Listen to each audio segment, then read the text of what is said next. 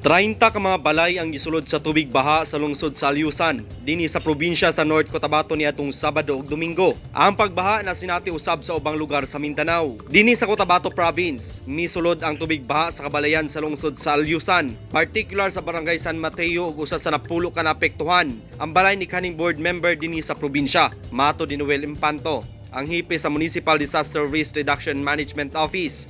Nakatala na sila og kapin 30 ka mga balay ang naapektuhan ug dunay pulo ka pamilya ang temporaryong namakwit. Sakit ako mga alam kita na buhos. Why ang mga trili? Alam daw, katamburong lang ba? Recommendation siguro para i-backstream ba siya.